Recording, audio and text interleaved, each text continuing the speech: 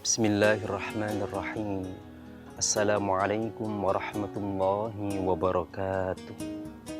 Alhamdulillahilladzi arsala ilaina afdhala rusulih wa syara'a lana a'zama syara'i'i din wa anzala ilaina afdhala kutubi wa akramana bi syafa'ati khairi khalqi.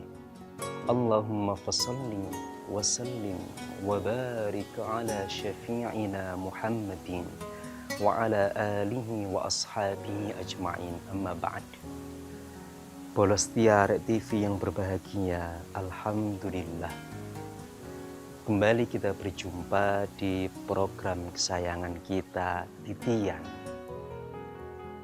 Sebagaimana kita tahu tersebutkan dalam Al-Quran Surah Ar-Rum ayat 21, di antara tanda-tanda kebesaran Allah adalah menciptakan untuk setiap kita berpasang-pasangan.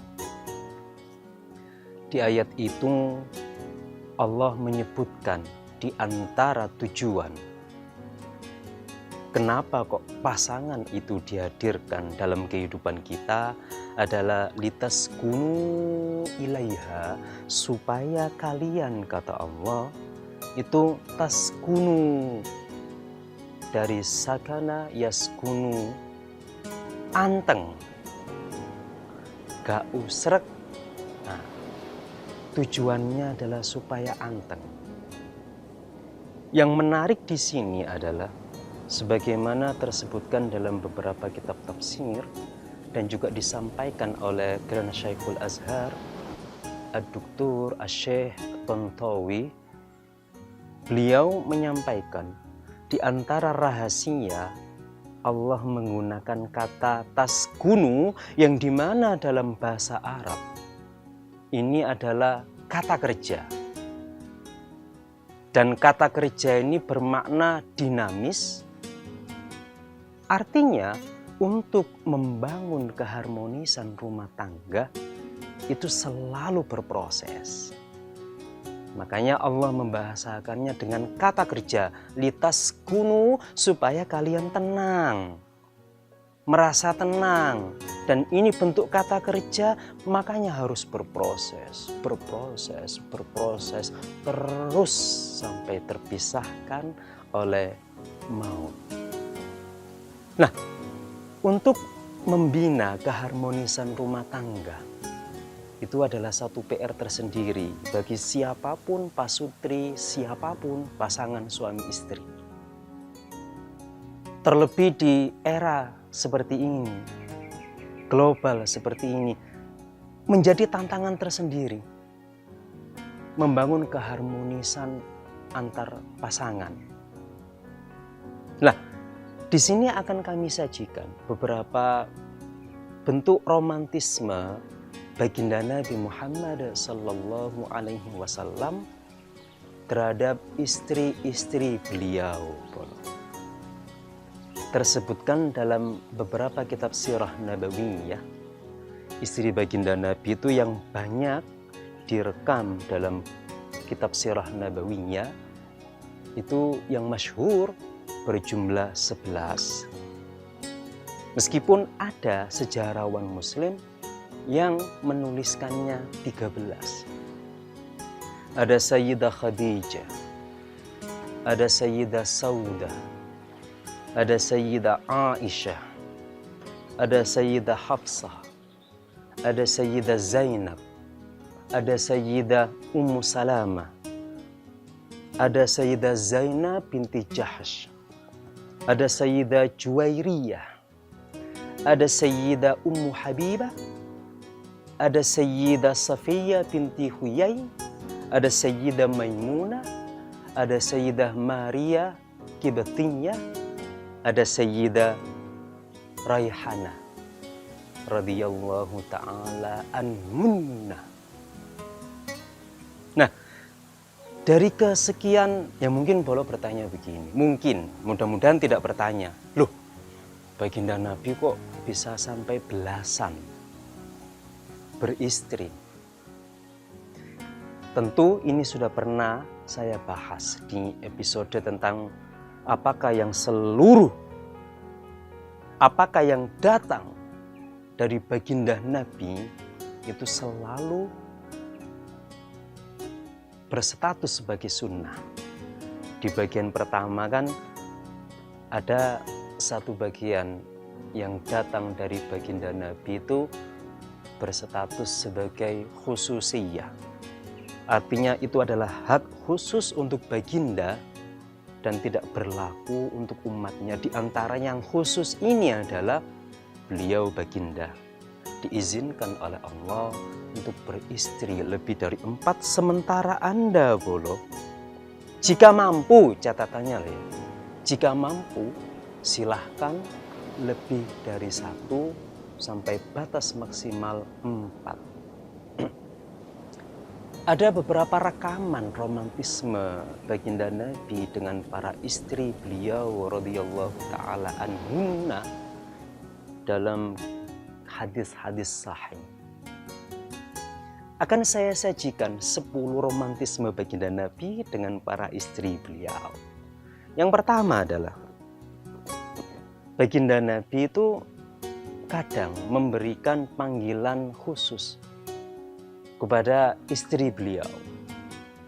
Dan yang paling populer ini diberikan kepada Sayyidah Aisyah radhiyallahu taala anha sebagaimana tersebutkan dalam hadis riwayat Bukhari nomor 3768 dan Imam Muslim nomor 4480. Baginda Nabi itu kadang memanggil Sayyidah Aisyah itu dengan ya Aish atau ya Waish. Dalam kultur Arab, panggilan semacam ini, panggilan singkat atau panggilan Uwais dalam bentuk tasghir, itu ada sisi romantisme, ada sisi perlakuan spesial. Atau dalam riwayat lain, Sayyidah Aisyah itu dipanggil oleh baginda Nabi, ya Humaira, wahai istriku yang pink. Karena memang pipi baginda Sayyidah radhiyallahu taala anha kemerah-merahan. Lalu kita kembalikan ke kultur kita. Kita bisa memanggil istri kita dengan panggilan sayang. Adinda misalkan. Sayang misalkan. Itu satu. Baginda Nabi punya panggilan khusus kepada istri beliau. Sik siji bolo. Rencananya 10 nanti. Sabar nggih, jangan kemana-mana, tetap di Titian.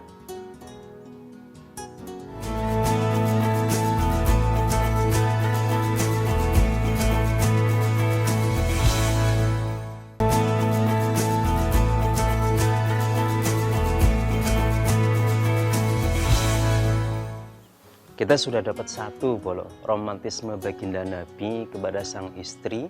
Beliau punya panggilan khusus. Berikutnya adalah yang kedua, baginda Nabi itu kadang-kadang dalam banyak hal, sering berarti, itu menempelkan mulut beliau ke bekas peralatan makan istri beliau. Atau baginda Nabi itu dahar makan bekas apa yang dimakan oleh istri beliau. Ini sebagaimana hadis yang diriwayatkan oleh Imam Ahmad nomor 24373 dari Sayyidah Aisyah. Dalam satu kesempatan, baginda Sayyidah Aisyah radhiyallahu taala anha itu minum. Kemudian gelas bekas yang diminum oleh Sayyidah Aisyah itu digunakan oleh baginda Nabi untuk minum dan dipas bekas bibir Sayyidah Aisyah minum. Dan di hadis yang sama, Sayyidah Aisyah itu pernah mengambil satu hidangan, kemudian beliau incipi daging, kemudian beliau taruh. Lalu baginda Nabi meraih daging itu yang telah dimakan, didahar oleh Sayyidah Aisyah, dan beliau menggigit pas di bekas Sayyidah Aisyah menggigit hidangan itu. Wah, romantis banget loh. Jadi jangan sungkan-sungkan. Ini lebih romantis daripada sepiring berdua. Artinya dibekas bibir istrinya, baginda disitulah juga menikmati makanan. Barangkali bolo ya, rahasia pertemuan bekas bibir ini juga bisa meningkatkan romantisme pasangan suami istri. Oke, lanjut yang ketiga. Nah, ini yang ketiga bolo. Ini juga baginda Nabi itu pernah mandi bersama dengan istri beliau. Loh, mandi bersama? Sebentar bolo. Dalam perspektif syariah, pasangan suami istri itu memang tidak ada batasan aurat. Justru ketika suami atau istri dalam kondisi sendiri atau kita dalam kondisi sendiri itu kita masih punya aurat. Apa? Bagian yang paling vital itu tidak boleh kita lihat lan-lanan. Namun ketika dalam rangka membangun romantisme pasangan suami istri, antara istri dan suami itu los, tidak ada batasan aurat. Dan Nabi meneladankan ini. Dalam beberapa kesempatan baginda juga mandi bersama dengan Sayyidah Aisyah radhiyallahu taala anha. Sebagaimana hadis yang diriwayatkan oleh Imam Bukhari nomor hadis 253 dan Imam Muslim nomor hadis 484. Wah, ini mandi bersama diriwayatkan dari Sayyidah Aisyah. Itu boleh ya, jangan sungkan-sungkan mandi bersama istri, jangan sungkan-sungkan mandi bersama suami. Ini loh, dalam rangka memupuk romantisme. Karena jejodohan itu bukan sejam, 2 jam, hari, minggu, bulan, tahun, seumur hidup. Bangun romantisme. Berikutnya yang keempat adalah, nah, baginda Nabi itu kan dalam kitab Sirah Nabawi ya bolo, itu kan kondisi fisik beliau digambarkan, rambut beliau itu ikal dan panjang hampir menyentuh bahu. Semangar bolo ya. Ya karena memang tradisi pria saat itu memang rambutnya segitu. Bolo saja kalau nonton film-film kolosal ya, atau Mahabharata, atau film-film yang dari Mongol, atau film-film yang kolosal pokoknya, itu kan rata-rata prianya segini. Jadi kalau pakai kostum perang itu gagah. Dan tradisi di era baginda Nabi seperti itu. Pria rambutnya hampir menyentuh bahu, dan karena panjang, baginda Nabi itu sering bolo minta tolong istri beliau untuk menyisiri rambut. Dek, tolong rambutnya mas disisir. Wah, sip. Itu baginda Nabi sambil tidur di pangkuan sang istri disisiri gitu. Oh, saiki gak ono sing gondrong Pak Ustadz. Gundul kabeh, yo diminyaki lah. Ganti, bukan disisir. Minta tolong istri itu mbok ngelaburi minyak tau apa. Yang penting ada romantisme antar pasutri. Kemudian yang berikutnya, yang kelima bolo. Yang kelima, baginda Nabi itu punya cara yang unik. Ketika mendapati sang istri itu marah bolo. Ya dalam kapasitas sebagai manusia, tentu baginda beserta keluarga, istri maksud saya, itu juga pernah dihadapkan dalam perasaan yang memancing amarah beliau. Sebagaimana hadis yang diriwayatkan oleh Ibnu Sunni dari Sayyidah Aisyah ya.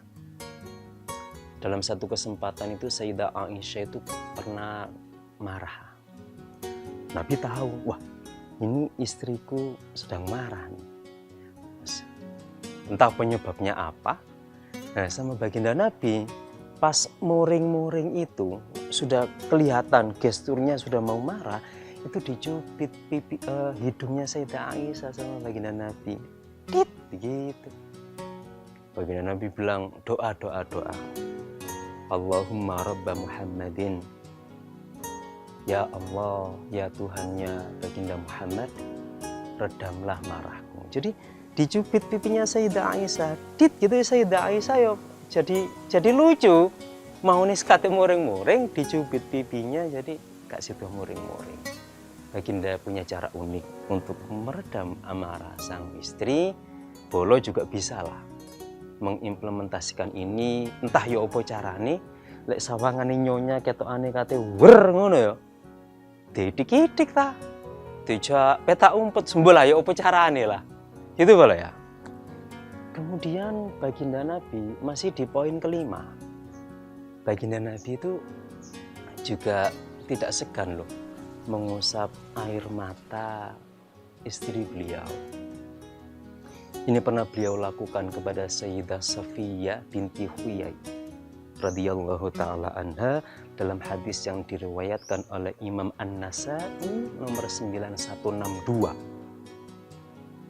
Jadi Sayyidah siapa tadi? Zainab ya. Sayyidah Zainab binti Huyai dalam satu kesempatan gini boleh ya.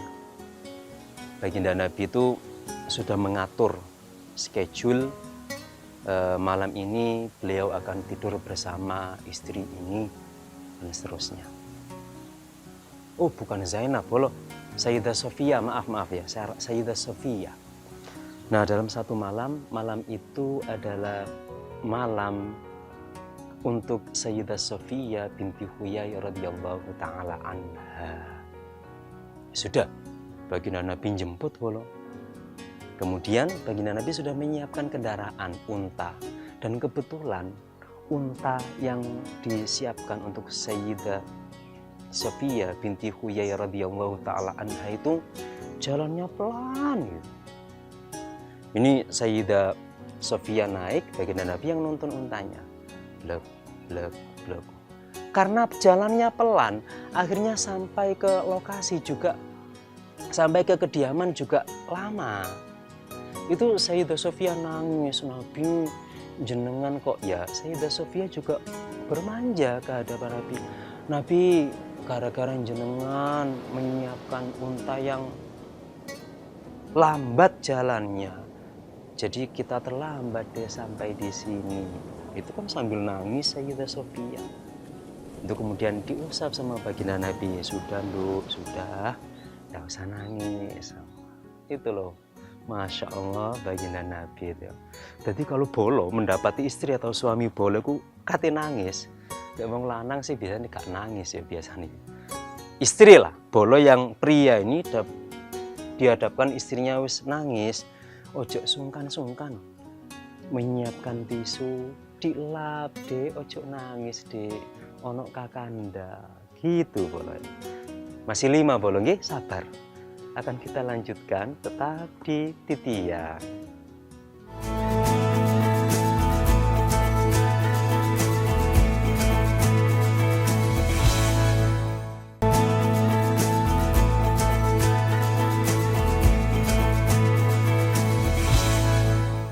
Baik Bolo, kembali di acara kesayangan kita Titian.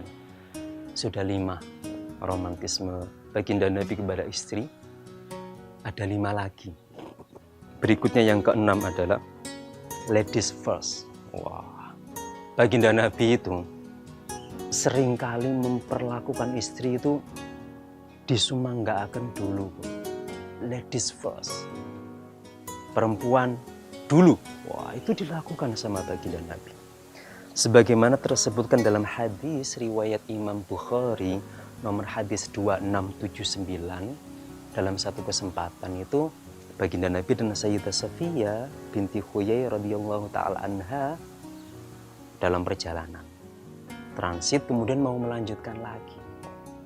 Baginda Nabi menyiapkan dudukan untuk bonceng istri beliau Sayyidah Sofia. Kemudian ketika terus Baginda Nabi setelah menyiapkan itu boleh, itu kemudian beliau berlutut. Nah, lututnya itu diposisikan, kemudian memanggil sang istri, monggo Dek, silakan naik ke unta dan lutut baginda Nabi yang dijadikan pijakan untuk naik. Ladies first. Wong lanang itu ya kudu ngalah, disumanggaken nyonyanya dulu gitu bolo ya. Ojo kok selak luwe aku mangan dhisik dik. Kalau bisa dik monggo dahar bareng, atau pas besok bareng pastikan nyonya itu lebih dulu makan. Oke, berikutnya yang ketujuh bolo. Di antara romantisme baginda Nabi adalah mengantarkan sang istri. Nah, ini sebagaimana tersebutkan dalam hadis riwayat Imam Bukhari nomor 1897. Dalam satu momentum, baginda Nabi di Masjid Nabawi, istri-istri beliau ada di situ. Kemudian sudah waktunya pulang, para istri diperkenankan wangsul ke dalamnya masing-masing. Terus baginda Nabi matur ke Sayyidah Sofia binti Huyai, la ta'jali hatta ansarifa ma'aki. Dek, ojo kesusu. Nanti loh, saya akan jalan bareng sama kamu. Wah, diantar Sayyidah Sofia sampai ke kediaman beliau. Jadi ojo sungkan-sungkan kalau mengantarkan istri belanja ke minimarket misalkan.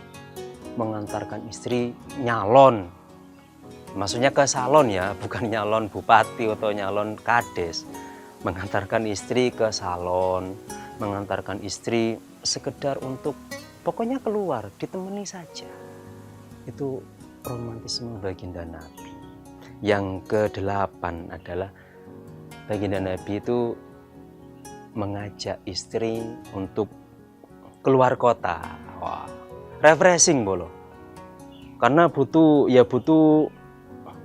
view baru. Ini beliau lakukan dengan Sayyidah Aisyah sebagaimana tersebutkan dalam hadis riwayat Imam Bukhari nomor 2404 dan Imam Muslim 4974. Baginda Nabi itu sering mengajak Sayyidah Aisyah kebetulan dalam hadis itu keluar kota atau dalam medan perang Bani Mustalik. Baginda Nabi kan juga mengajak Sayyidah Aisyah radhiyallahu taala anha. Dia ajak bolo keluar kota. Jadi yo sing sering ngajak nyonya itu keluar kota, ngelencer, nyenengno, cek rezekine deres bolo. Itu ya, diajak keluar kota.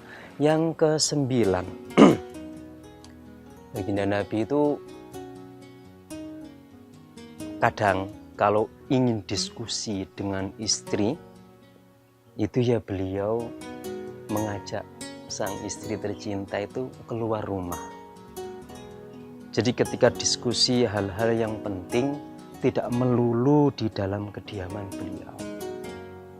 Sesekali beliau juga mengajak istri keluar rumah untuk berbincang-bincang. Kalau tadi kan keluar kota agak jauh nih. Kalau ini ya keluar sekitar rumah saja, sambil bermain. Ya wis, seolah-olah, bukan seolah-olah ya. Kalau dibahasakan pacaran, yo nggak pacaran. Yo baginda Nabi yo keluar saja rumah, sekitar rumah untuk sekedar ngobrol sama Sayyidah Aisyah, sebagaimana dalam hadis sahih nomor hadis 4810. Dan Imam Muslim nomor hadis 4477. Itu baginda Nabi sering ngajak Sayyidah Aisyah, ya Humairah, wahai yang kemerah-merahan, ayo kita keluar sebentar berbincang. Jadi bolo saat ini bisa lakukan dengan jogging misalkan weekend sama nyonya berdua sambil berbincang di sekitar rumah. Atau yang lagi tren saat ini kan goes. Ya nggak apa-apa gue sama nyonya berdua sambil berbincang-bincang. Gitu bolo ya. Yang ke-10 bolo. Baginda Nabi itu dalam satu kesempatan itu mengajak istri untuk makan di luar. Dahar di luar. Baginda Nabi nang warung. Enggak bolo. Jadi gini, Sebagaimana tersebutkan dalam hadis riwayat Ibnu Hibban nomor 5301, satu kesempatan itu ada orang sahabat dari Persia jago masak. Masakannya enak pokoknya, pol enaknya. Kemudian beliau sowan ke baginda, saya menyiapkan hidangan khusus spesial untuk panjenengan. Wah, ini menu rahasia baginda. Saya racik khusus untuk panjenengan. Monggo berkenan rawuh ke kediaman saya. Oh sip, pas kebetulan ada Sayyidah Aisyah. Dia nanya, hadihi ma'i, istriku yang ini ikut ya? Monggo. Diajak Sayyidah Aisyah ke rumahnya sahabat tadi untuk menikmati hidangan spesial menu dari sahabat tadi. Dalam konteks kekinian, ini kita bisa lakukan dengan ayo deh sesekali istri kita itu kita manjakan dengan makan di tempat yang ia suka. Dek, sama seneng ngopo? Misalkan seafood, ya sudah, ajak ke salah satu resto seafood yang favorit. Ya lek sanggup bendino ya monggo bendino kalau. Tapi barang iku lek keseringan ku pasti ada titik jenuhnya. Ya sesekali baginda Nabi juga mengajak Sayyidah Aisyah makan keluar tadi itu ya juga dalam momentum tertentu gak penting. Itu bolong ya. 10 romantisme baginda Nabi Sallallahu Alaihi Wasallam terhadap istri. Mudah-mudahan bro, ini menginspirasi bolo semua. Karena data di pengadilan agama, betapa angka perceraian itu semakin tinggi. Barangkali dengan 10 tips ini yang terhimpun dari hadis-hadis sahih bisa menginspirasi kita untuk membangun romantisme antara kita dan pasangan kita sampai ilal jannah. Amin ya rabbal alamin. Matur nuwun kula berkenan menyaksikan, mugi-mugi manfaat. Ihdinas siratal mustaqim. Wassalamualaikum warahmatullahi wabarakatuh.